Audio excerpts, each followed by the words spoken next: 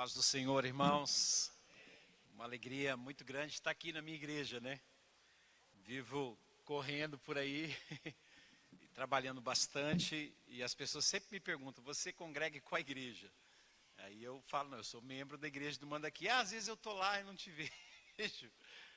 Pois é, só é uma vez por mês na Santa Ceia que eu estou lá. Mas graças a Deus tenho trabalhado bastante e tenho representado essa igreja em muitas nações, em muitos lugares desse Brasil. Muita gente sabe que tem uma igreja comprometida com missões aqui na cidade de São Paulo, e essa igreja, eu sei que tem outras, mas essa igreja chama-se o Brasil para Cristo no Mandaqui. Então eu tenho muita alegria de falar isso aí fora e aqui na nossa nação por onde a gente tem caminhado. Eu quero que você abra a sua Bíblia em Daniel capítulo de número 10, vou pensar com vocês em dois textos. A princípio, Daniel capítulo 10, e depois vou pensar com vocês um pouco em Efésios.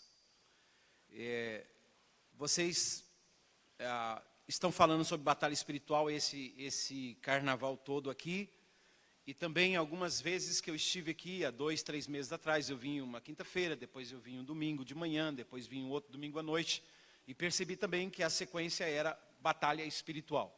Portanto, eu acho que eu não tenho muita coisa nova para falar, porque pastor Joel, pastor Ricardo e tantos outros líderes passaram por aqui falando sobre batalha espiritual. O livro de Daniel é um livro que fala de batalha espiritual. É um livro que revela essa dimensão de principados, de potestades que exercem influência sobre decisões de reis, de homens, de governantes.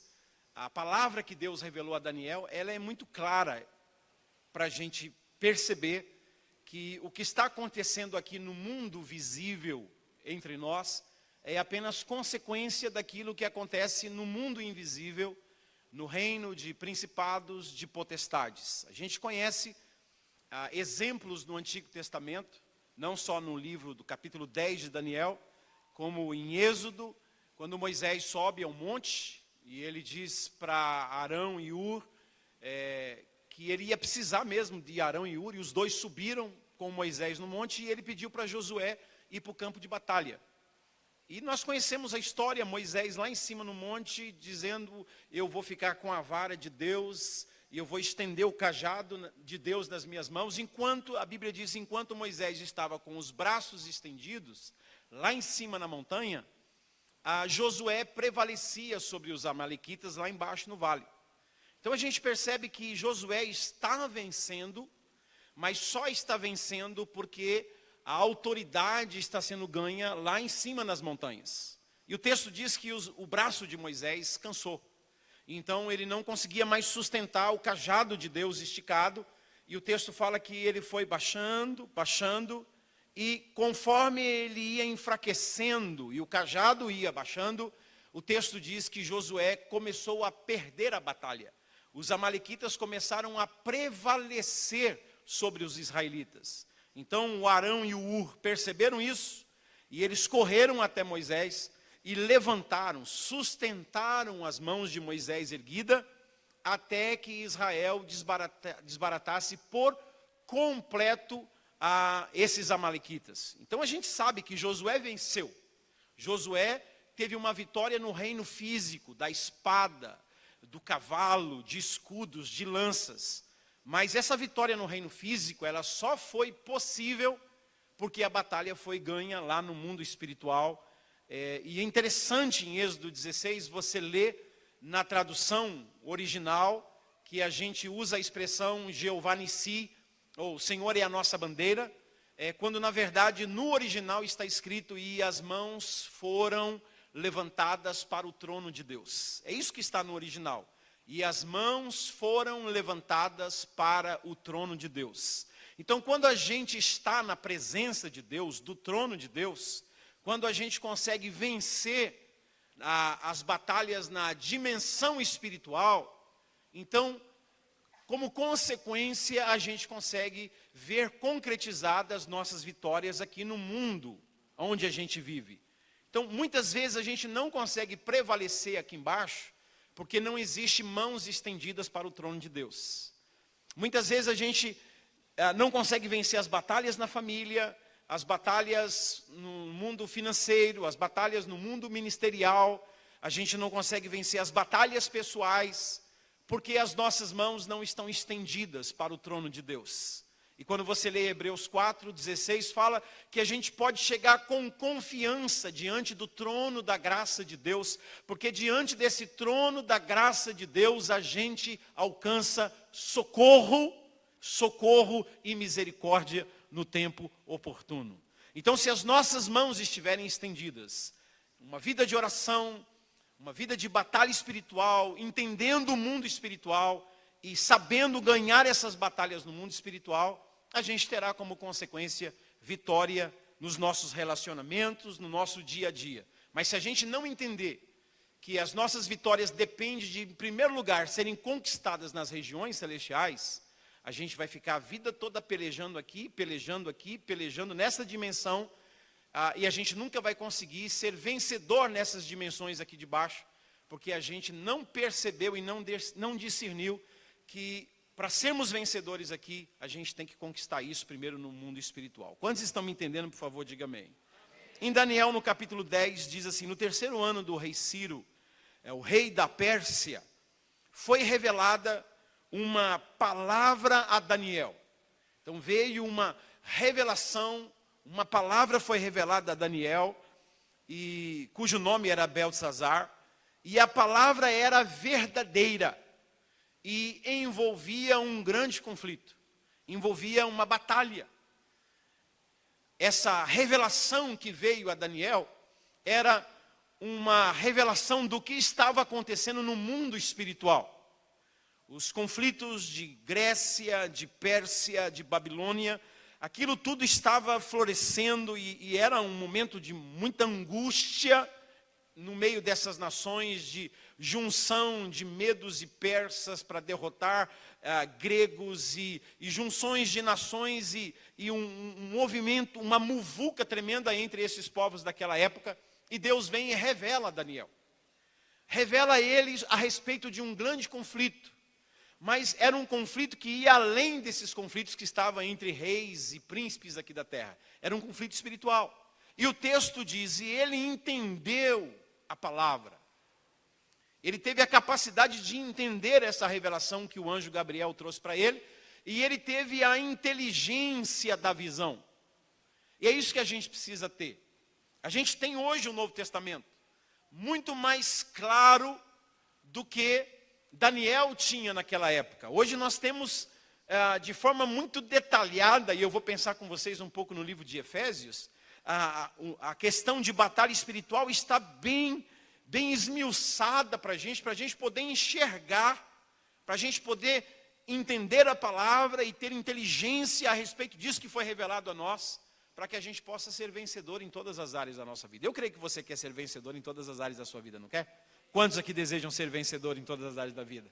Então Deus começa a mostrar para Daniel, ele percebe que é um conflito muito grande, e no meio dessa visão que ele teve, ele percebe que ele precisa renunciar a alguma coisa. Você vai ler a partir do versículo de número 3, que ele toma uma decisão de... As coisas são lícitas para ele. Ele podia muito bem comer manjares, ele podia muito bem comer carne, beber vinho, ele podia muito bem comer essas coisas desejáveis, não tinha nenhum problema. É lícito comer tudo aquilo. Mas diante da visão que ele teve, ele percebeu que ele precisava ter um período de consagração. Ele precisava renunciar a algumas coisas prazerosas, que eram lícitas.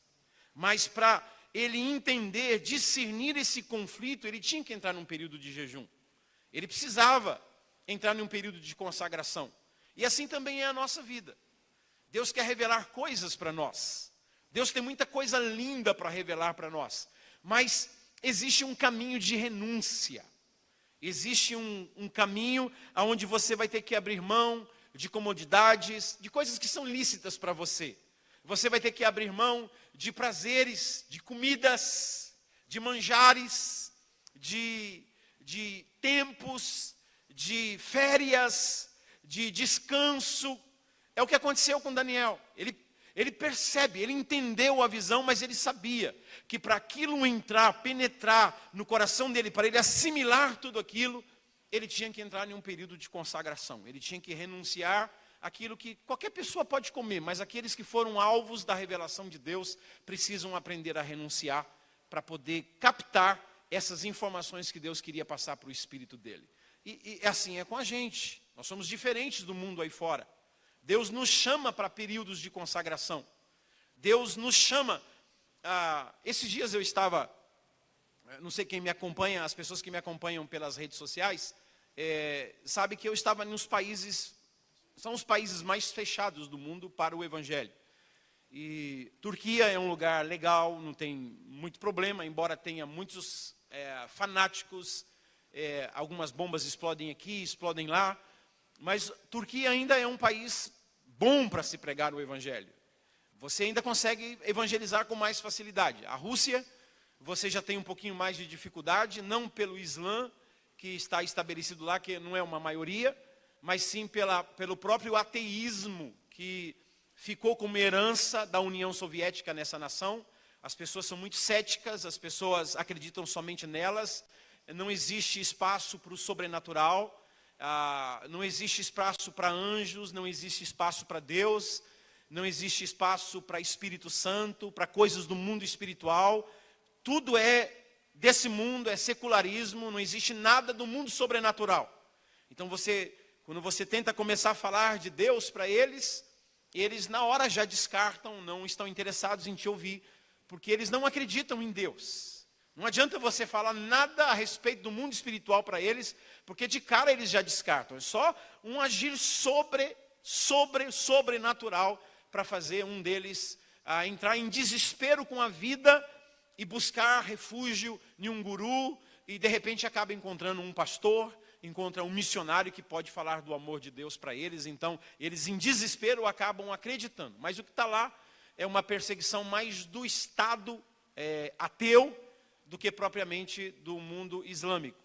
E eu estava saindo da Rússia para a nação do Quirguistão. Depois do Quirguistão eu iria para o Cazaquistão, e depois do Cazaquistão eu iria para o Tadiquistão. Esses países fechados para o evangelho. E eu tive um sonho. E Deus fala com a gente através do sonho. Eu estava em um campo muito bonito, as pessoas estavam fazendo piquenique, as crianças estavam brincando, em uma pista as pessoas andavam de bicicleta, outras pessoas estavam na varanda de suas casas, lá longe eu via pessoas na janela, o dia era muito bonito nesse sonho, e de repente no meio do sonho, dessa imagem bonita, o céu ficou escuro, e surgiu do céu um tornado muito forte, nesse sonho que eu estava tendo. E todas as pessoas começaram a correr do tornado. Mas o tornado não se interessava em pegar ninguém. O tornado dizia para mim, eu quero você. Ele não correu atrás de ninguém, ele não foi atrás de ninguém. Ele só vinha em cima de mim. E eu corria, e ele era muito rápido, e quando ele vinha para me sugar, eu me jogava no chão, e eu agarrava em gramas, em árvores, enfiava minhas unhas na terra, e os meus pés chegaram até subir, para entrar no olho do tornado. E eu dizia, você não vai me levar, em nome de Jesus, você não vai me levar. Aí o tornado ia perdendo força, os meus pés caíam de novo, e eu me agarrava, e ele ia dar uma volta pelo campo, e voltava mais forte ainda. Mas ele não corria atrás de ninguém, ele não era ameaça para ninguém, ele só queria mim.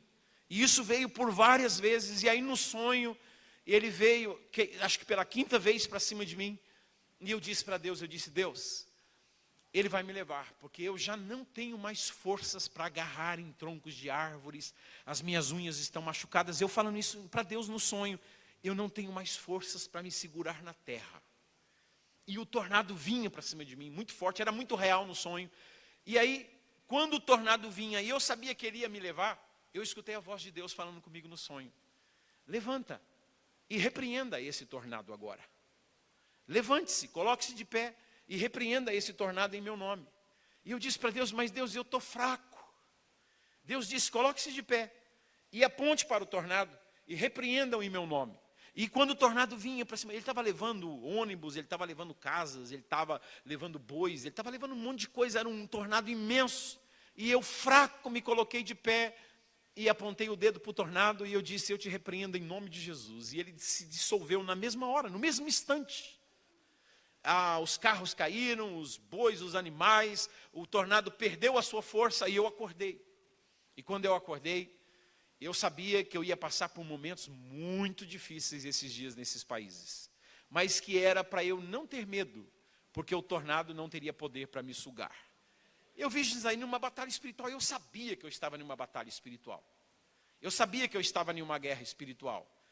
Eu fui para reuniões secretas, promovidas por instituição, e acho que isso aqui está sendo gravado, né? Está sendo transmitido. Reuniões secretas com líderes que ninguém pode saber que aquilo ali é um movimento evangélico. 80 líderes de todos esses países fechados para o evangelho. Eu nunca imaginaria que eu iria falar para essas pessoas. Eu fui lá para conhecer, para saber o que eu poderia ajudar esses países. E de repente eu estava falando para os líderes principais dessas nações. Deus abrindo as portas e eu indo para as casas de recuperações, indo para os orfanatos, e indo para os lugares pobres, e indo para as casas pastorais. Depois eu entrei nesse país chamado Tajiquistão. Fui visitar pastores que, na verdade, a família de pastores, que esse pastor pegou 8 anos de prisão porque pregou o evangelho. Fui na casa da família de um outro que, por pregar o evangelho, já está há 3 anos na prisão. Fui nas igrejas, todas fechadas. Os pastores me levavam e em lágrimas diziam, aqui era o lugar que a gente se reunia. Mas o governo fechou as nossas igrejas, a gente não pode se reunir. E aí tinham reuniões secretas, um dia em uma casa aqui, outro dia lá no outro bairro do outro lado da cidade, outro dia em uma outra cidade do país. Eles se reuniam porque poderiam ser presos a qualquer momento. E eu participando de tudo isso, vendo tudo isso. E teve um pastor que olhou para mim e disse assim, rapaz, você sabe o que seria melhor para a gente? É se eles matassem a gente. Porque a batalha é tão grande, que se eles pegassem a gente como o Estado Islâmico faz lá no Egito, nesses outros países, seria tão fácil, porque a gente morreria e já iria direto para os céus, viveria com Deus. E esse pastor chorando falou para mim, por que eles não matam a gente? Por que esse tormento? Meus filhos não podem ir para a escola. Eu não posso fazer nada. A minha esposa costura, faz meias, mas não consegue vender, porque muçulmano não compra de cristão. E eu fiquei olhando e falei, meu Deus, o que nós estamos fazendo no Brasil com a nossa vida? Eu comprei algumas bíblias em russo. E eu tinha conhecido na minha ida da Turquia para a Rússia, eu conheci um rapaz muçulmano. E eu contei o meu testemunho para ele dentro do avião, e ele ficou muito impactado. E ele disse assim, meu pai precisa ouvir a sua história. E eu falei para ele, olha, como é que a gente faz? Não, meu pai só chega dia 29 de viagem. Eu falei, então, dia 29 é o dia que eu estou retornando desses países para a Rússia. E ele falou, então, por favor, se você tem um hotel, cancela o hotel, você vai ficar na minha casa. E eu sei que tinha 7 muçulmanos na casa desse rapaz. Ele contou toda a história para mim. E eu falei, então tá bom, eu comprei essas bíblias para dar para esses muçulmanos no meu retorno para a Rússia.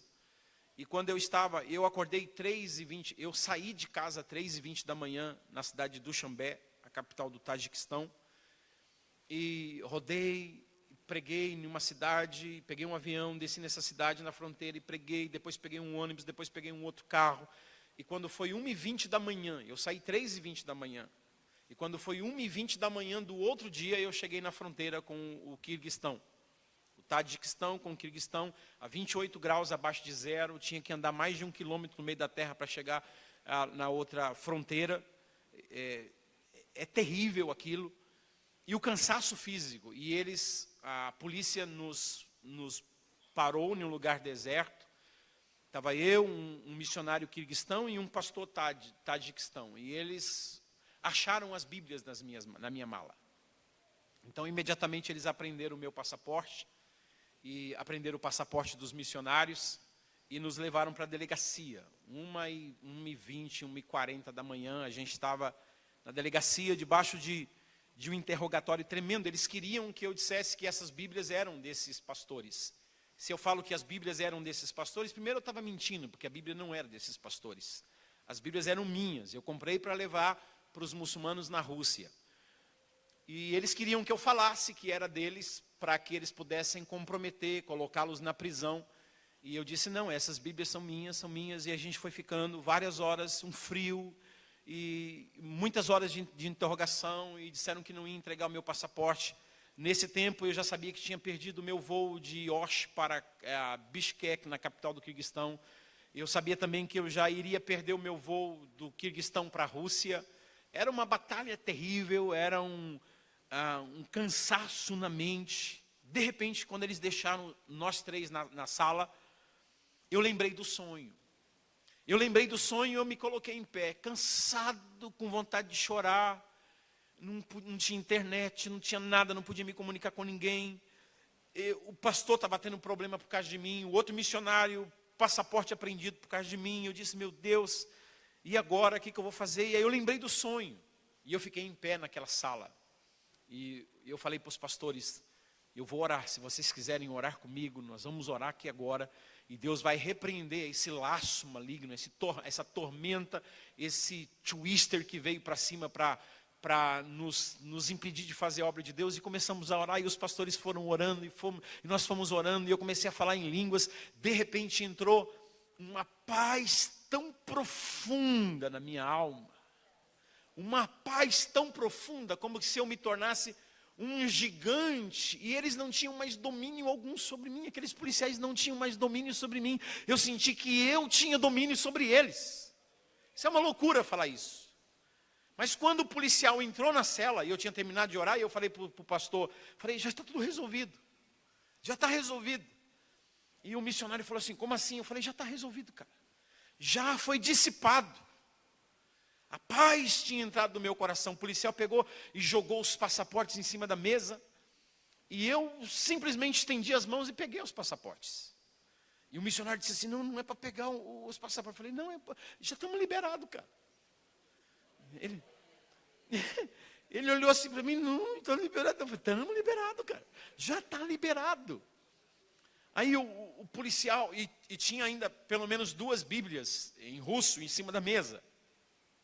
E o policial então começou a querer dinheiro, tinha que dar dinheiro para eu não ficar detido. E eu falei, eu não vou dar dinheiro, já perdi meu voo aqui de Osh para Bishkek, já perdi meu voo de Bishkek para a Rússia, já tive um monte de prejuízo e eu não vou dar dinheiro para esse camarada, está tudo resolvido.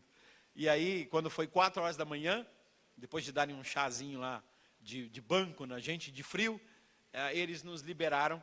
E aí estavam as Bíblias, 2 Bíblias em russo em cima da mesa. E eu falei para o soldado, eu quero essas 2 Bíblias. E aí o intérprete falou para o soldado, e o soldado falou bem assim, então pegue e esconda debaixo da blusa para o comandante não ver.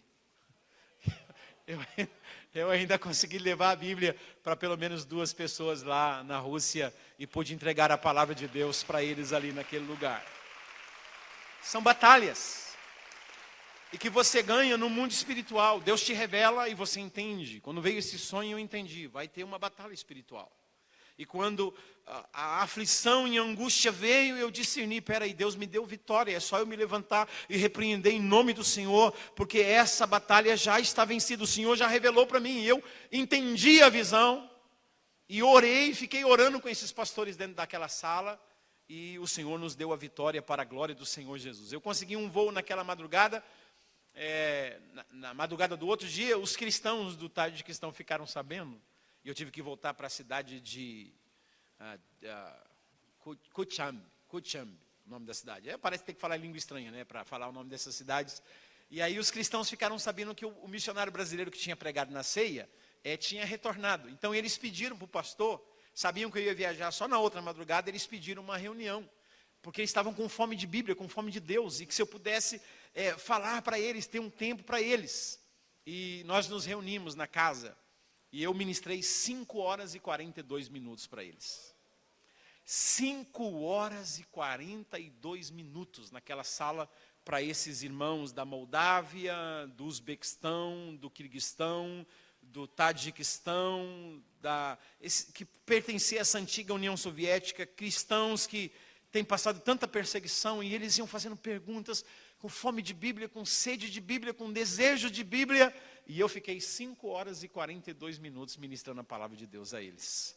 Aí o pastor viu que meu olho estava fechando, e ele disse assim: o missionário precisa descansar pelo menos umas 2 horas, porque essa madrugada ele vai embora. E eu consegui um voo lá para a fronteira com a Ucrânia, e descendo lá numa cidade, Roskov, por isso que fala Roscovo, né? Comer arroz com ovo, Roscovo. Eu acho que veio dessa cidade lá, falar russo, né? E de lá eu consegui um voo para chegar em Moscou. Esse jovem foi me buscar. Eu não sei quantos de vocês lá no WhatsApp, eu mando para alguns grupos falando: gente, ora por mim aí. Eu estou aqui no meio de 7 muçulmanos, bravos, e a casa, em todas as paredes, tinha muitas facas penduradas. E eu dizia: ora por mim. Ora por mim aí, estou quase para ver Jesus, né? Mas os tios deles que estavam um pouco assim hostil, mas quando chegou o principal da família, que era o pai, ele reuniu todo mundo e pediu para eu contar o meu testemunho. E eu vi esse senhor, não vi os outros chorando, mas eu vi esse pai de família, lágrimas descendo dos seus olhos, sobre o seu rosto, quando eu estava contando o meu testemunho, a forma como que o evangelho entrou na minha vida, a forma como Jesus entrou na minha vida. E eu pude orar por esse homem, e eu pude falar de Jesus umas 3 horas para a família inteira, para 7 muçulmanos, pude entregar Bíblias para eles, pude orar com eles, e eu sei, eles estão me aguardando lá no mês de setembro, porque eles querem que eu explique para eles a respeito de Jesus, porque eles têm muitas dúvidas. O muçulmano tem 4 dúvidas. Primeiro, como é que Deus pode ter um filho? Então eles não acreditam que Jesus é o Filho de Deus, porque Deus não pode ter filho, Deus não teve um relacionamento sexual com uma mulher. Então tem que explicar o mistério da encarnação para eles. Eles acreditam que as escrituras foram adulteradas pelos antigos. Terceiro, eles acreditam que nós somos idólatras, porque eles só adoram Alá, é um só Deus, e a gente adora o Pai, o Filho e o Espírito Santo. Eles não entendem o mistério da Trindade conforme revelado na Bíblia. Então para eles, nós os cristãos, nós somos idólatras. E eles também não entendem o pecado original. Eles não acreditam que o pecado de Adão passou para os seus filhos, e assim, de geração para geração, o pecado original passou para nós. Eles não acreditam, eles acreditam que eles nascem neutro. E conforme a vida vai desenrolando, é que então eles vão tomar decisões na vida. E eu estou preparando um estudo, traduzindo para o inglês, para mandar para essa família. E eu acredito que o Espírito Santo vai vencer essa batalha. Não foi à toa que ele me colocou dentro para dormir 2 dias na casa de 7 muçulmanos, para eles verem a graça de Deus. Eu sei que eles vão ser os primeiros frutos da nossa obra Rússia para Cristo naquela nação, em nome de Jesus. Daniel entendeu a visão, só que você vai ler no versículo 7 que as pessoas que estavam com ele não entenderam a visão. Quando o seu rosto ficou pálido, o texto diz: só eu, Daniel, tive aquela visão, e os homens que estavam comigo nada viram. Não obstante, caiu sobre eles um grande temor, e eles fugiram e se esconderam.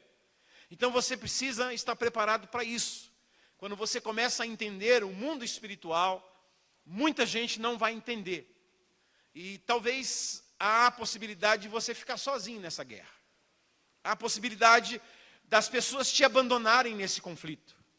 Há a possibilidade deles acharem que você está exagerando, de falar de principados, de potestades, de governadores do mundo tenebroso, de hostes espirituais da maldade. Há a possibilidade de eles te deixarem sozinho. Eles até sabem que está acontecendo uma coisa com você, conforme esses camaradas aqui foram tomados, perceberam que alguma coisa estava acontecendo, mas eles abandonaram e deixaram Daniel sozinho. Só que tem o seguinte: você nunca vai ficar sozinho. Deus sempre vai estar com você. Você nunca vai ficar sozinho. O Senhor vai te fortalecer. O texto fala que a cor do rosto de Daniel mudou, o seu rosto foi desfigurado, ele perdeu as suas forças, suas energias foram embora, ficou meio que enfermo por causa dessa visão espiritual que ele teve. até que Deus teve que mandar um anjo para fortalecê-lo. Então, quando você se envolve no conflito espiritual, você precisa estar preparado para essas coisas. Quando você entende que o seu cônjuge, os seus filhos, a droga que domina ele, o seu inimigo não é ele, o inimigo do seu filho, não são os amigos dos seus filhos, o inimigo do seu cônjuge não são os amigos do seu cônjuge. No mundo espiritual, não adianta bater boca com seu filho e chamá-lo de sem vergonha, ou o seu marido de um alcoólatra vagabundo. Não adianta, você só vai piorar, porque a batalha não está nesse nível de discussão. Por que essa pessoa está vivendo assim? A batalha está em um outro nível, no nível espiritual. Quando você vencer esses principados e essas potestades, então, como consequência, esses principados vão se render e essas pessoas serão livres. Eu lembro que eu me converti, e o meu pai, 44 anos alcoólatra, e eu entrei nesse nível de batalha, de falar para o meu pai: o senhor precisa parar, o senhor tem que deixar de beber, isso vai matar o senhor. Ele já sabia de tudo isso. Isso é pecado, pai, se o senhor morrer assim, o senhor vai para o inferno. Ele já sabia de tudo isso, mas esse era o argumento que eu tinha. Até que um dia Deus falou comigo, que eu estava falando muito de Deus para o meu pai, mas eu estava falando muito pouco do meu pai para Deus.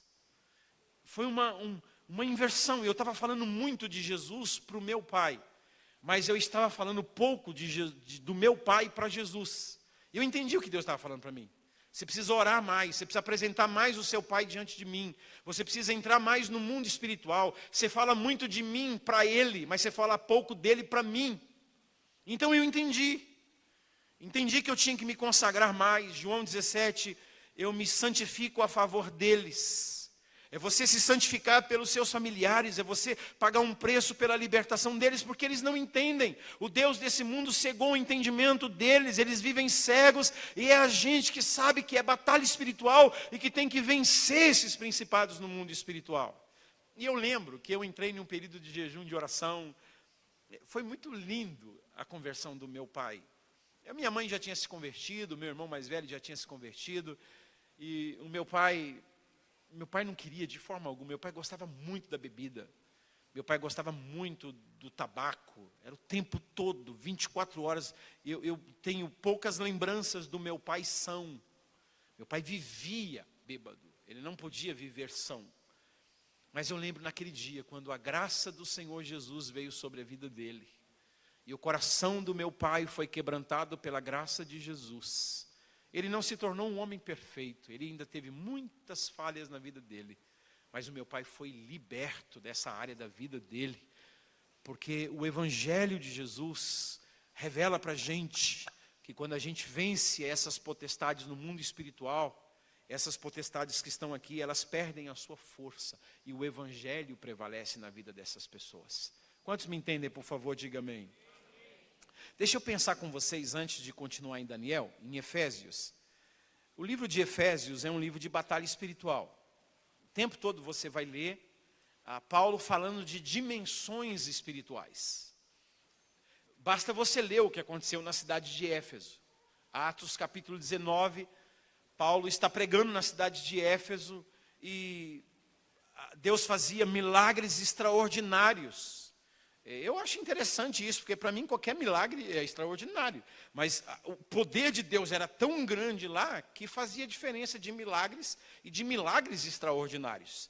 De sorte que Paulo ia passando pelas ruas, as pessoas iam sendo curadas, o lenço do apóstolo Paulo era levado sobre os enfermos e os endemoniados, e os demônios iam saindo. Tanto poder que tinha na vida do apóstolo Paulo, era uma batalha espiritual na cidade de Éfeso, a ponto de 7 filhos de Seva ouvirem e verem Paulo curando os enfermos, expulsando os demônios. E esses caras, eles eram exorcistas ambulantes, filhos de um certo sumo sacerdote chamado Seva. E esses caras viram Paulo repreendendo os demônios. Eles pegaram um cara só endemoniado lá, e esses 7 filhos se reuniram e olharam para esse cara endemoniado, e eles não entendiam nada de batalha espiritual. E eles pensavam que era mágica, ou que era um negócio, que era um clichê, sei lá, alguma coisa assim, eles olharam para o endemoniado 7. 7 irmãos disseram, demônio, nós te ordenamos, em nome de Jesus, a quem Paulo prega. Então tinha intermediário no meio aí, né? Nós te ordenamos, em nome de Jesus, a quem Paulo prega, que tu saias desse homem. E aí, eu acho interessante, porque esse texto revela que eu e você precisamos ser conhecidos em apenas 2 lugares. E esse lugar não é na terra. Deus não quer que a gente seja conhecido na terra. Esse ser maligno que estava lá dentro, desse cara endemoniado, disse assim, olha, a Jesus nós conhecemos. E nós também bem sabemos quem é Paulo. Mas vós, quem sois? Então esses demônios estão dizendo que eles sabiam muito bem quem era Paulo.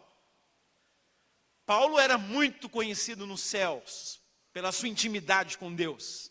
Mas Paulo também era muito conhecido pelos demônios do inferno, pela autoridade que ele tinha em Jesus. E os demônios estão dizendo, a gente sabe quem é Jesus, a gente sabe muito bem quem é Paulo. Mas vocês, a gente não sabe quem é. E imagine, esses caras que queriam aparecer em nome de Jesus, eles apareceram mesmo. Porque diz o texto que esse endemoniado lutava jiu-jitsu, taekwondo, sei lá. Eu sei que esse cara pegou 7, deu uma surra no 7, bateu um endemoniado, bateu em 7 filhos do sacerdote, que estava envolvido com a religião, mas não entendiam nada do mundo espiritual, não discerniram a visão, não perceberam, estavam brincando com o mundo espiritual. Esse único endemoniado caiu em cima desses 7, e o texto diz que arrancou a roupa de todos eles, de sorte que nus, eles fugiram pela cidade. Então quer se aparecer usando o nome de Jesus? Então está aí. Vocês queriam ser famosos? Então está aí. Vocês se tornaram famosos. A cidade toda, inclusive hoje no Mandaqui, nós estamos falando desses caras. Nus, a vergonha foi exposta, porque quiseram se envolver com batalha espiritual, sem ter um relacionamento com Jesus de Nazaré. Quiseram mexer com o mundo espiritual, como muitas pessoas hoje. Você sabe disso que eu estou falando. Faz despacho aqui, faz sacrifício ali, pendura o cristal aqui, amarra aquela coisa lá, e costura a boca do sapo ali. E essas pessoas vão se afundando ainda mais, elas vão se tornando cada vez mais endemoniadas e endemonizadas, e vão se afundando ainda mais, porque entram em uma dimensão de mundo espiritual, sem ter comunhão com cabeça. Nós só vencemos a batalha do mundo espiritual porque Jesus é o nosso cabeça. Ele é o cabeça da igreja, e as portas do inferno não podem prevalecer sobre a igreja, porque a igreja está em cima de um fundamento chamado Jesus de Nazaré. É o vencedor da morte, o doador da vida, e é aquele que em Apocalipse 1,18 diz, eu estive morto, mas agora estou vivo pelos séculos dos séculos, e eu tenho em minhas mãos a chave da morte e do inferno. Tem toda a autoridade nos céus e na terra. Por isso que a igreja é vencedora. Não é na força dela e na justiça dela, é na força do nosso cabeça, que é Jesus de Nazaré. Então, e lá em Atos capítulo 19, quando a cidade viu isso, aí os que praticavam feitiçaria, bruxaria, artes mágicas, começaram a pegar os seus livros e entregavam para Paulo e diziam assim, a gente quer ser livre desses principados. Esse principado de Diana que toma conta da cidade. Esse principado desse demônio que dominou essa cidade, que faz a cidade adorar um ídolo, a gente quer se ver livre dessa feitiçaria. E começaram a queimar, diz o texto, começaram a queimar os livros, a ponto de fazerem um levantamento de valores dos livros que foram queimados. Se você for fazer a conta hoje, com o que Judas lançou lá no templo, 30 moedas de prata, eles compraram um terreno e foi convertido em um cemitério. Se vocês pegarem os valores de Atos capítulo 19, 50 mil moedas de prata, você compraria 16 mil terrenos daquele. Era muito dinheiro. Era muito dinheiro sendo queimado ali em livros de bruxaria. Era uma cidade entregue à bruxaria, mas um homem chegou lá com a unção de Jesus de Nazaré, e esses principados foram sendo quebrados. Foram sendo quebrados. Essas forças espirituais da maldade foram sendo quebradas. E Paulo está escrevendo para essa cidade, para a igreja que ele deixou estabelecida na cidade de Éfeso, essa carta que ele escreveu para Éfeso. E veja em Efésios capítulo 1, versículo de número 3, diz assim: bendito seja o Deus e Pai de nosso Senhor Jesus Cristo, que nos tem abençoado com toda sorte de bênção espirituais nas regiões celestiais. Então Paulo, já logo no capítulo 1, ele já vai levando essa igreja, que era muito envolvida em feitiçaria, muito envolvida no sobrenatural, nas coisas do mundo espiritual, e ele já vai logo no começo dizendo que o que aconteceu com eles, e eles hoje são livres e abençoados, e que existe no mundo espiritual, nas regiões celestiais, existe muitas bênçãos, toda sorte de bênção espirituais em Cristo Jesus, o nosso Senhor, estão nas regiões celestiais. Ele vai levando a igreja para essa dimensão. Ele chega no versículo 21, e ele diz que o Senhor Jesus, versículo 20, ele foi ressuscitado dentre os mortos, e Deus fez o Senhor Jesus assentar à sua direita nos lugares celestiais, e colocou debaixo dos pés de Jesus. Ele está acima de todo principado, de toda potestade, de todo poder, de todo domínio, de todo nome que se possa referir, não só no presente século, mas também no vindouro, e colocou todas as coisas debaixo dos seus pés, para ser o cabeça sobre todas as coisas, e o deu a quem? O deu à igreja. O deu à igreja, a qual é o seu corpo, a plenitude daquele que a tudo enche em todas as coisas. Você consegue entender essa visão? Jesus ressuscitou, está acima de toda força maligna, de todo principado, de toda potestade, de todo domínio, de todo nome. Ele tem todo o poder, todas as coisas estão debaixo dos seus pés.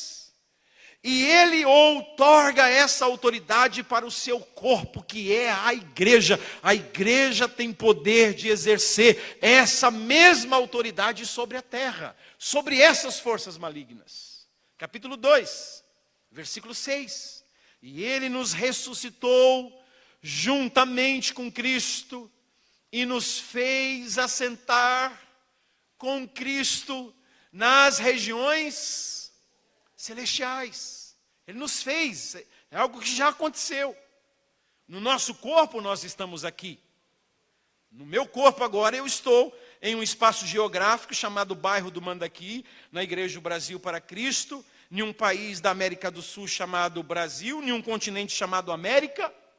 O meu corpo físico está aqui, mas no mundo espiritual, e eu preciso entender isso, eu estou assentado nas regiões celestiais, em Cristo Jesus, o meu Senhor, exercendo autoridade com Ele. Isso é uma verdade que tem que se encarnar em nós. Capítulo 3, versículo 10, ele fala novamente dessa dimensão espiritual. Capítulo 3, versículo 10, para que pela igreja, através da igreja, ele possa revelar a multiforme sabedoria de Deus, para que ela se torne conhecida agora dos principados e das potestades nos lugares celestiais. Então, se você tiver costume, anote essas 3 vezes que Paulo, quando ele fala dessas dimensões no mundo espiritual, Paulo está usando a palavrinha celestiais. Se você quiser sublinhar isso, é importante você sublinhar isso. Efésios 1:3, abençoado nas regiões celestiais. Efésios 2:6 e 7, estamos assentados nas regiões celestiais. Efésios 3:10, está sendo conhecida a sabedoria de Deus por meio da igreja aos principados e potestades nos lugares celestiais. Você vai ler no capítulo 4 também, no versículo 8 e 9, ele fala das alturas, que ele subiu às alturas, Aqui não está escrito a palavra celestial, mas ele está falando de alturas, como ele está falando também de regiões inferiores no versículo 9, quando ele desce ao inferno e toma a chave da morte e do inferno das mãos de Lúcifer, ou toma simbolicamente essa autoridade que o diabo tinha. Então aqui também ele está falando que Jesus, no versículo de número 9, no versículo 10, ele subiu acima de todos os céus. Então existem dimensões celestiais, existe, pelo menos lendo 2 Coríntios 12, versículo 2 e 3, Paulo diz, eu fui arrebatado até o terceiro céu. Então, nós não somos hindus, e também não somos discípulos de Gengis Khan, nem de Siddhartha Gautama, nem de Meixushama, que acredita em 7 dimensões celestiais, que existem 7 céus. A gente crê aqui, 2 Coríntios 12, Paulo diz, eu conheço um homem, se no corpo, se fora do corpo, eu não sei. Ele foi arrebatado ao paraíso, e ele chama o paraíso de terceiro céu. E esse terceiro céu onde Paulo foi, é o lugar onde ele encontra a presença de Deus. É a morada de Deus, é um lugar chamado paraíso. Então você vai ver aqui, essa carta o tempo todo falando dessas dimensões espirituais. Aí quando chega no capítulo 6, e no versículo de número 12, Paulo diz assim, porque a nossa luta, ela não é contra a carne e nem contra o sangue, mas ela é contra os principados e potestades, contra os dominadores desse mundo tenebroso, e contra as forças ou as hostes espirituais do mal.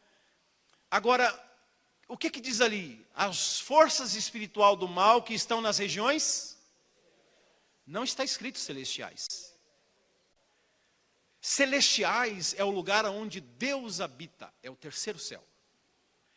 Essa região de principados, de potestades, de governadores desse mundo tenebroso, de hostes espirituais da maldade, elas não estão nas regiões celestiais onde Deus habita. Elas estão em uma outra dimensão chamada de regiões celestes, que a gente conhece como estado intermediário entre o primeiro céu e o terceiro céu, que é onde a gente vai encontrar a batalha espiritual de Daniel capítulo 10. Daniel se dedica a 21 dias de consagração, porque ele quer ver um livramento de Deus, ele quer ter um conhecimento da sabedoria de Deus, ele quer entender aquela visão de forma mais clara, ele se humilha, ele busca Deus, e o anjo vem, toca em Daniel e diz, não tema Daniel, não tenha medo, eu vim para te fazer um homem entendido, Deus mandou eu vir, eu estar aqui para te fazer sábio, para você entender o que é que está acontecendo, você é um homem amado, lá nos céus, os céus amam você.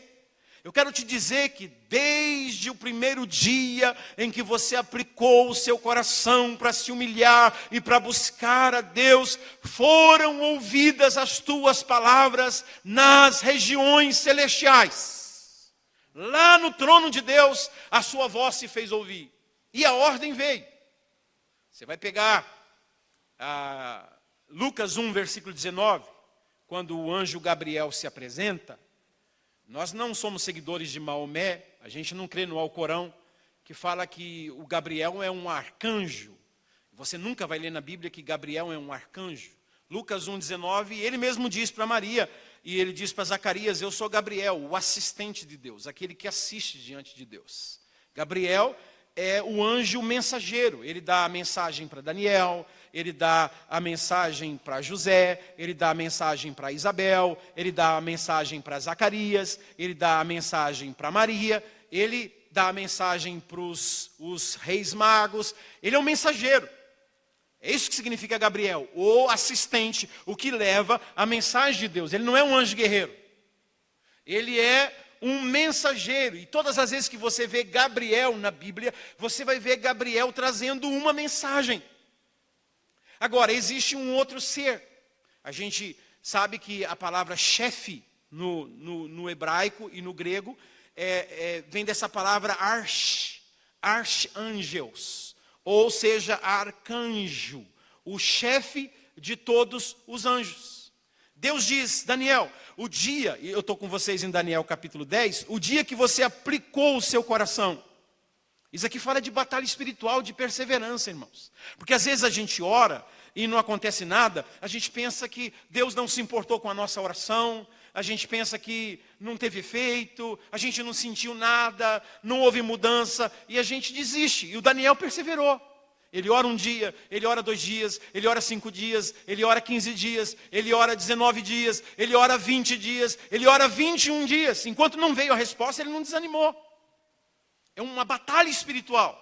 Por isso, Colossenses 4,12, Paulo diz: lutai comigo nas vossas orações. Orações é uma guerra. Por isso que ele diz em Romanos 15, versículo 30, eu quero que vocês pelejem comigo nas vossas orações. Oração é guerra.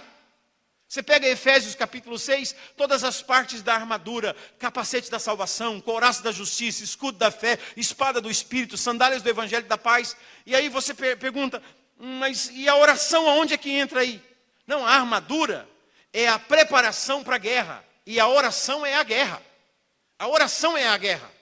Todas as outras coisas, justiça, certeza da salvação, espada do Espírito, paz de Deus nos pés, no seu andar, tudo isso é a armadura que você pega. E a oração é a batalha. A oração é a guerra.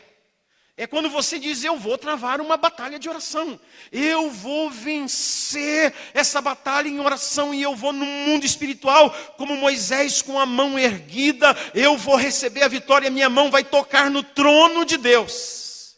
E eu não vou desanimar enquanto essa vitória não vier. É a perseverança na oração. Só que Deus disse para Daniel, no primeiro dia que você orou, a sua oração foi respondida. Primeiro dia.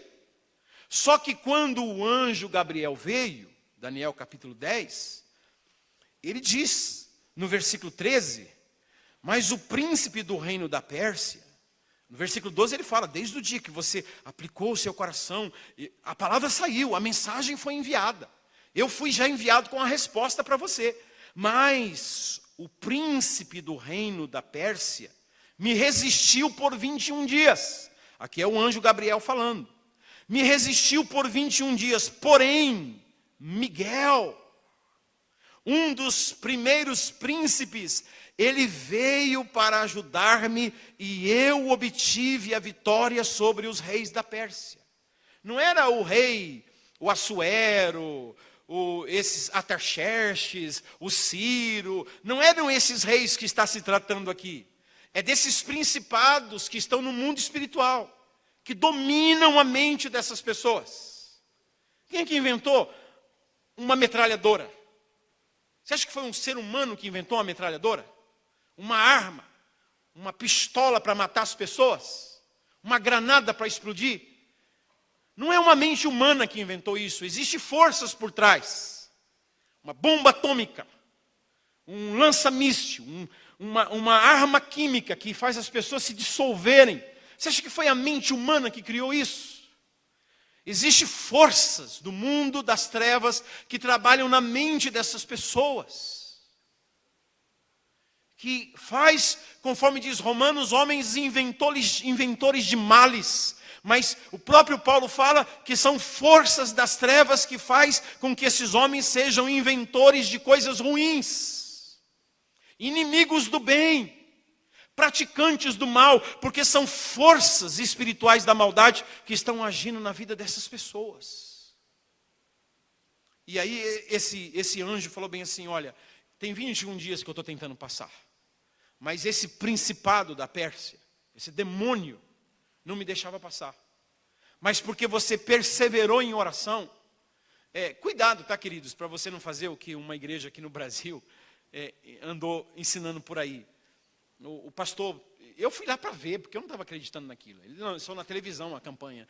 Aí ele dizia assim, você, que os seus negócios financeiros estão indo à falência, você não consegue prosperar, sabe o que é isso? É que o seu anjo é muito fraco. O seu anjo não é suficientemente forte para proteger você. Você precisa de um auxílio mais forte. Aí ele dizia, você que vive na prática de infidelidades, é porque o seu anjo não é poderoso para te proteger. Aí vem aí então, sexta-feira, aí taranã, tocava música na televisão lá, eu olhando aquilo, e a campanha poderosa, o nome da campanha, troque o seu anjo. falei, não, eu não acredito nisso. Troque o seu anjo. E ele começou a dizer, a sua igreja, o seu anjo é muito fraco. Pode ver, você está 10 anos nessa igreja e não acontece nada. É porque o seu anjo é muito fraco. Aqui na nossa igreja, aqui tem um anjo forte. Eu falei, essa eu vou ver. Eu tenho que ir lá ver. Cheguei lá, irmãos, não tinha. Eu fui deixar meu carro, eu acho que 1 quilômetro de distância, porque não tinha lugar para estacionar. Gente nas janelas, uma igreja enorme, devia ter umas 10 mil pessoas lá. E aí, ele pegou esse texto da Bíblia, Daniel capítulo 10. Ele dizia, então, tem anjos que não servem para nada, que Deus manda eles vir, mas eles não têm força. E você está aí com esse anjo fraco do seu lado, levanta e cai, levanta e cai, levanta e cai. Essa noite, essas igrejas que só tem anjo fraco, aqui tem o arcanjo guerreiro, hoje nós vamos trocar de anjo. Aí começou a falar um monte de problema que as pessoas tinham. E aí ele fez o apelo, venha você à frente que quer trocar o seu anjo. O problema não é você que tem problema de caráter, falta de disciplina. O problema é o seu anjo que é fraco demais. Então vamos trocar para um anjo forte. Eu não acreditei naquilo, só brasileiro pode fazer uma coisa dessa. Cara, só pastor brasileiro pode fazer pegar. Onde que pode surgir na mente do cara trocar de anjo? Isso aqui está falando de batalha espiritual. Isso aqui não está falando que o anjo que está do meu lado é fraco e não pode me proteger. Aí Deus pega um arcanjo, o arcanjo Miguel, o chefe dos anjos. Você vai ler na Bíblia apenas 4 vezes a palavra arcanjo, né? E dessas 4 vezes só existe um nome. Aqui Daniel 12, versículo 1, ele fala do arcanjo Miguel. Judas, versículo 9, fala do arcanjo Miguel que lutava com o diabo sobre o corpo de Moisés. E Apocalipse 12, quando houve guerra nos céus, Miguel, junto com seus anjos, batalhou e lançou Lúcifer por terra, e ele traz, junto com a sua cauda, a terça parte das estrelas, a terça parte dos anjos, que são esses demônios, esses principados, essas potestades, esses governadores que ficam nessa dimensão, nessa região chamada região celeste, que quer, em primeiro lugar, quer nos impedir de orar. Quer nos impedir de orar. É uma batalha para a gente orar. É uma guerra para a gente orar. E em segundo lugar, quando ele vê que não consegue nos impedir de orar, ele quer nos impedir de perseverar na oração. Porque ele sabe que a perseverança, que a resposta está vindo a caminho. E que é a perseverança, como Elias diz para o menino, eu vou dobrar os meus joelhos aqui e vou orar. Você vai lá na beira, olhando para o mar, e veja se vem alguma coisa. E o menino foi, olhou para o mar, não tinha nada e voltou. E o Elias estava orando e perguntou, e aí alguma coisa? E qual foi a resposta? O menino disse, nada. E aí, o que é que você faz quando você ora e nada? Não tem coisa mais frustrante do que você orar e nada. Nada acontecer, nenhuma porta se abrir, nenhum milagre acontecer, nenhuma necessidade suprida, e você está orando. Só que quem entende de batalha espiritual faz como Elias. Volta lá a segunda vez. E o menino voltou lá a segunda vez. E quando retornou e Elias perguntou alguma coisa, o menino disse, nada. Volta lá a terceira vez. E volta a terceira vez. E aí, o menino disse, não tem nada, Elias. Não tem nada. Então volta lá a quarta vez. A maioria de nós já tinha dito, Deus não quer abençoar mesmo. Eu acho que não adianta perseverar em oração.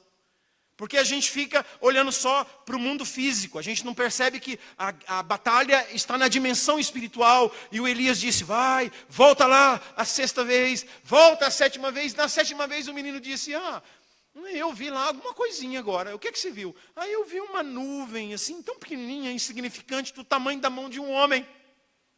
Mas o Elias que tem fé, ele consegue ver o grande naquilo que é pequeno, né? Ele olhou aquela pequena nuvem e disse, eu sei que essa pequena nuvem vai se transformar em uma grande chuva que cairá sobre a terra. Eu lembro do meu pai, eu orando e jejuando, eu dizia, meu Deus, quando é que tem tantos anos que eu oro pela salvação do meu pai, 19 anos que eu estou aí, e aí de repente um dia meu pai que não queria saber de igreja, eu naquela peleja de oração que eu falei para vocês no começo da mensagem. Um dia meu pai falou bem assim: meu filho, você vai lá para a igreja?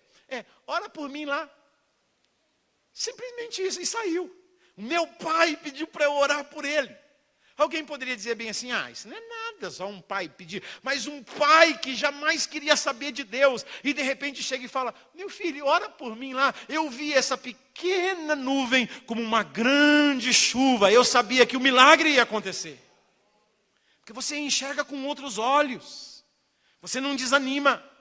E depois ainda disso, você sabe que o inimigo quer impedir da resposta chegar até você. Ele vai querer criar circunstâncias, fraquezas, como em Daniel. A cor do rosto desapareceu, desfigurou, não tinha mais forças. São batalhas, são guerras. Mas Daniel perseverou e o anjo veio. E o arcanjo veio com a sua espada. E o arcanjo Miguel veio, diz o texto, em socorro. E ele abriu o caminho. E o anjo Gabriel chegou a Daniel. E no versículo 20, o Daniel vai sendo fortalecido. Versículo 19, não temas, homem muito amado, paz seja contigo. Seja forte, seja forte. E ele falou comigo e eu fiquei fortalecido. E então eu vim a ti para que você entenda essa batalha espiritual do príncipe da Pérsia. E depois do príncipe da Pérsia vai chegar um outro principado chamado príncipe da Grécia. E eu quero revelar para você o que está expresso nas escrituras da verdade. E aí ele fala: por isso Miguel veio, porque é muito importante. Aí você vai ler o capítulo 11, que eu não vou pensar com vocês. Ele vai falar do anticristo do Antigo Testamento, o que procede dos 4, que veio de Alexandre o Grande. E do anticristo que vai acontecer, sei lá quanto tempo, já está próximo para acontecer, que é aquele que procede dos 10. O que procede dos 4 é o anticristo do Antigo Testamento, que é o Antíoco Epifânio, que saiu dos 4 generais de Alexandre o Grande, e esse Antíoco Epifânio se transformou em uma espécie de anticristo do Antigo Testamento, profanando o templo, perseguindo os judeus, matando mais de 1 milhão de judeus naquela época. E temos ainda a revelação do anticristo da nossa dispensação, na dispensação da graça. Esse cara que vai sair não de 4, mas que vai sair de 10. Que não é dos 4 chifres da cabeça, mas dos 10 dedos, dos pés, das 10 coroas na cabeça. E aí a gente tem que ter bastante tempo para a gente pensar nisso. Mas Daniel entendeu a visão, Paulo entendeu a visão e vem trazendo a revelação para a gente. A gente vai lendo no Novo Testamento e a gente diz: uau, que coisa extraordinária. Agora, a minha pergunta é o seguinte, e eu estou terminando, eu acho que o meu horário já está terminando, né? O capítulo 5 de Efésios, ele está nesse mundo de batalha espiritual. Mas o capítulo 5 de Efésios é o único capítulo de Efésios que não fala de batalha espiritual. Capítulo 1, regiões celestiais. Capítulo 2, regiões celestiais. Capítulo 3, regiões celestiais. Capítulo 4, subiu aos mais altos céus. Capítulo 6, regiões celestes. E agora no capítulo 5, Paulo não fala nada de batalha espiritual. O que ele introduz ali? Ele introduz relacionamentos. Ele introduz vida na comunidade. Ele fala sobre perdão. Ele fala sobre suportar uns aos outros. Ele fala para não estarmos gritando uns com os outros. Ele fala para não nos devorarmos uns aos outros, para a gente não viver em intriga uns aos outros. Ele fala para a gente perdoar uns aos outros. Ele fala para a gente não entristecer o Espírito Santo com gritaria, com fuxico, com contendas, com invejas. Por que Paulo, no meio de uma carta cheia de batalha espiritual, de dimensões espirituais, ele traz o relacionamento de uma igreja local? Como que a gente deve viver em uma igreja local? Por que Paulo faz isso? Ele faz isso porque, e no versículo 27 ele fala, né? No versículo 26, não se ponha o sol sobre a vossa ira. E o versículo 27 ele fala, nem deis lugar ao diabo. E aí ele vem falando, quando ele diz assim, deixa a mentira. Se você se irar, não peque. Não se ponha o sol sobre a vossa ira. O que Paulo quer dizer é o seguinte, olha, a espiritualidade da igreja depende da maturidade que os membros da igreja têm. Ela não vai conseguir ser vencedora no mundo espiritual, ela não vai conseguir romper esses principados e essas potestades, principalmente na obra de evangelização dos povos, se essa igreja não conseguir viver uma vida saudável aqui, no dia a dia, no agora. Então, a igreja, ela só vai ser vencedora no mundo espiritual à medida em que ela ou seja, ela só vai alcançar a maturidade no mundo espiritual. O que vai determinar a maturidade da igreja no mundo espiritual é essa maturidade da comunidade aqui, da forma como a gente vive entre nós. Nós não conseguiremos, eu acho que eu escrevi isso em um livro, em um dos meus livros, que a igreja só pode ser forte à medida em que os membros que compõem essa igreja são fortes.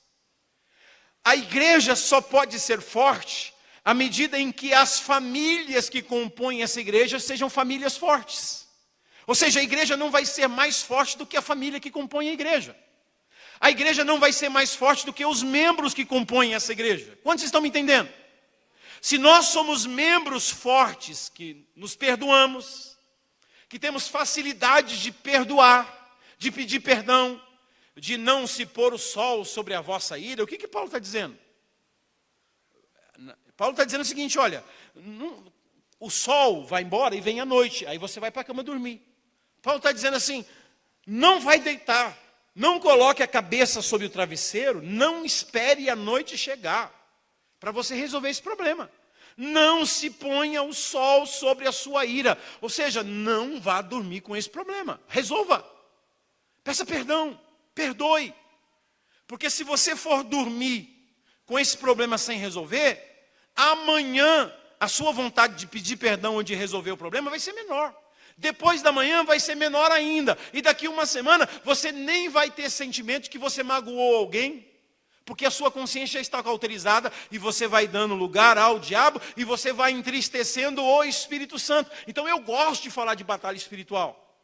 Mas a verdadeira batalha espiritual, ela é demonstrada pela maturidade da igreja e da família que compõe essa igreja. Como é que nós nos relacionamos? O que adianta eu dizer que eu sou um campeão no mundo espiritual e vocês me veem orando e me veem jejuando, mas eu não consigo perdoar alguém? Eu vivo conforme diz o versículo 29, não saia da vossa boca nenhuma palavra torpe. Conforme diz o versículo 31, longe de vós a amargura. Quantos crentes amargurados hoje? Longe de vós a cólera. Cólera não é essa doença aí. Cólera é pessoas raivosas. Eu vou dizer para vocês que eu já fiquei bravo em trânsito. Principalmente quando eu morava na Guatemala. Guatemala tratou muito do meu caráter no trânsito, porque todo dia eu chamava alguém de jegue. Se jegue, eu vou fazer uma coisa dessa. Chamava de mula. E um dia eu percebi que eu estava entristecendo o Espírito Santo. Eu disse, você não pode falar isso, não. Na Guatemala não tinha lei de trânsito. Você achava a carteira de motorista dentro do pacotinho de Elma Chip, salgadinho. Você aprendeu a colocar primeira, segunda e terceira, você já saía dirigindo pelo país. É uma loucura. E aquilo estava me afetando. E aí eu percebi, falei com a minha esposa, esse trânsito está fazendo mal para mim. Eu tenho que dirigir com mais cautela, porque está afetando a minha vida espiritual. Eu estou chamando as pessoas de jegue, de jumento, de burro. Aí eu comecei a mudar. Eu abençoo esse jegue. Eu já não chamava só de jegue, eu abençoava o jegue, né? Eu abençoo essa mula. Mas é uma mula mesmo. Aí eu fui mudando. Aí eu tirei a mula. Eu te abençoo. Abençoo você, abençoo sua família. Eu te abençoo em nome de Jesus. Até que foi liberando, eu te abençoo. Puxa vida, pode passar, não tem problema. Terrível. Tem pessoas que estão na igreja, envolvidas com batalha espiritual, mas falam palavrões. Brigam, batem no cônjuge. Um pastor um dia chegou para mim assim e falou bem assim, você já bateu na sua esposa? Um pastor, de um país aí. Eu falei assim, não, tá louco bater na minha esposa? Eu falei, por quê? Ele falou assim, porque eu já bati na minha algumas vezes. Eu falei, o quê, pastor? E disse aqui, no meu país pode bater. Eu falei, não, cara, não pode não. Era normal. O pastor batendo na esposa, cara, batendo na esposa, como é que você vai orar, meu Deus? Como é que você vai ter autoridade no mundo espiritual? Então veja que eu vou conseguir ter o meu sucesso nesse mundo espiritual à medida em que eu comece a perceber como é que está sendo o meu relacionamento aqui. Quantos me entendem? Não adianta eu me envolver lá nas dimensões, tudo isso que eu falei para vocês é verdade, mas como está aqui? Não precisa ser um cara que entenda demais de batalha espiritual, mas e aqui? E o perdão? E essa expressão de blasfêmia, de gritarias, todo tipo de sorte de malícia. Antes, sede um para com os outros benignos, compassivos, perdoando-vos uns aos outros, assim como Deus também em Cristo vos perdoou. Eu acho isso aqui lindo, que no meio de um monte de batalha espiritual, Paulo usa relacionamento entre irmãos, o capítulo 5, relacionamento entre marido e mulher, o capítulo 6, relacionamento entre pai e filho, o capítulo 6, versículo 4 em diante, o relacionamento entre servos, patrões e empregados, senhores e servos. Ele vai falar de batalha espiritual, mas no meio disso ele joga o nosso comportamento diante da sociedade, diante das pessoas. Dizendo que a igreja vai ser forte, à medida em que as pessoas que compõem essa igreja sejam pessoas fortes. Ela nunca vai conseguir ir mais para frente do que a espiritualidade que existe entre nós. Então que Deus nos abençoe, que Deus nos guarde, que Deus nos proteja e que a gente discirna a visão e tenha entendimento da palavra para que a gente possa viver humildemente com sabedoria diante de Deus e diante dos homens. Deus abençoe vocês. Vamos aplaudir o Senhor Jesus bem forte. Glória a Deus. Glória a Deus. Glória a Deus. Eu vou só fazer um pedido para vocês. Vocês sabem, eu lancei um vídeo na mídia aí. Eu conheci um pastor do Uzbequistão. E ele, um homem quase que desanimando de tanta luta na nação, de tanto problema, de tanta perseguição contra a igreja. E ele falou para mim assim, no meu país apenas 30% dos evangélicos têm Bíblia. Ele disse assim, eu não acredito que vocês na América têm 2, 3, 4, 5 Bíblias. E eu falei para ele assim, eu tenho 16 traduções diferentes. Eu não tenho 5 Bíblias, eu tenho 16 Bíblias na minha casa, eu falei para ele. Ele disse, eu não acredito. No meu país, apenas 30% dos evangélicos têm Bíblia, e é uma Bíblia por família. Não pode cada crente ter uma Bíblia. É uma Bíblia em cada casa, é para a família toda. E a Bíblia tem um selo e um chip de fiscalização do governo. Essa Bíblia não pode ir para uma outra casa. Você não pode levar a sua Bíblia para uma outra casa. Se o governo pegar a sua Bíblia dentro de um carro, você vai para a prisão. Se o governo pegar a sua Bíblia na casa de um amigo, você vai para a prisão. Aquela Bíblia não pode sair da sua casa, é só para a sua família.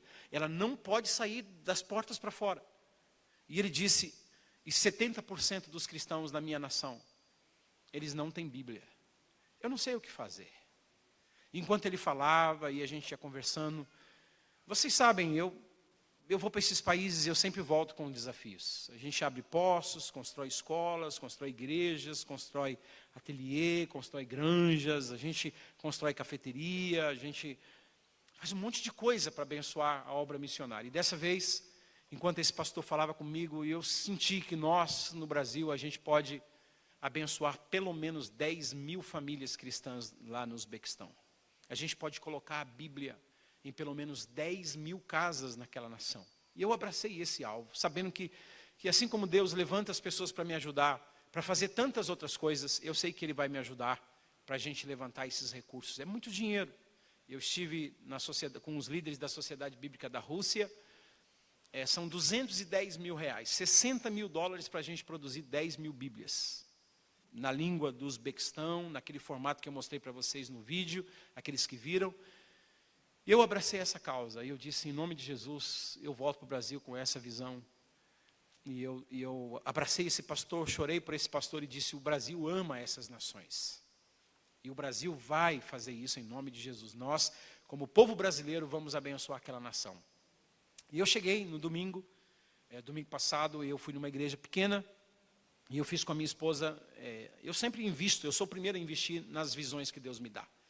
Eu não acredito em pessoas que dizem que tem um sonho, mas ele não coloca nada dele nesse sonho, ele quer só que os outros colocam. Eu não acredito em pessoas que dizem, Deus falou comigo para fazer algo, mas ele não mexe em nada do bolso dele, das suas economias. Não acredito nesse tipo de chamado. Todas as vezes que vocês me verem falando de um projeto, saibam, eu sou o primeiro que invisto nesse projeto. Não só a minha saúde, não só o meu tempo, não só a minha família, mas os meus bens materiais. E eu e a minha esposa fizemos umas pesquisas e até o mês de agosto a gente vai semear R$5.000 nesse projeto para essas Bíblias. E aí um outro irmão levantou, o fato que a gente já tem em uma semana, 11 dias, 10 dias, a gente tem já mais de R$40.000 separados já para essas Bíblias. E a gente começou a divulgar agora e tem um monte de igrejas se mobilizando, dizendo que vão ajudar. E eu creio que muito antes de agosto a gente vai estar com esse dinheiro já mandando produzir essas 10.000 Bíblias para a nação do Uzbequistão. Essas Bíblias podem entrar legalmente, a Portas Abertas vai intermediar, Portas Abertas da Rússia, vai intermediar a entrada dessas 10.000 Bíblias no Uzbequistão. O governo vai fiscalizar, vai colocar o seu selo e os pastores do Uzbequistão é que vão estar colocando uma Bíblia na casa de cada família cristã que não tenha a Bíblia Sagrada. Então eu acredito que Deus vai fazer coisas lindas lá, que é onde chega a palavra, as coisas começam a mudar, e eu creio que vai mudar lá. E eu quero contar com você, sabe, se você e a sua família, eu quero doar uma Bíblia, $6, é R$20, eu quero doar uma Bíblia para uma família do Uzbequistão, eu quero doar 10. Teve um irmão que viu o vídeo, me ligou e falou, eu estou doando 1.000 Bíblias, eu estou dando $6.000. Uma pessoa só doou 1.000 Bíblias. O outro doou 100, o outro doou 2, o outro doou 50. O outro disse, eu só tenho R$10, dá? Falei, claro que dá, a gente junta com o outro. Você pode e a sua família doar uma Bíblia para o Uzbequistão? Deus vai dirigir o seu coração, é um apelo que eu estou fazendo. Vocês sabem que eu não sou de ficar pedindo dinheiro, vocês, quem me conhece sabe disso, mas é uma causa tão nobre.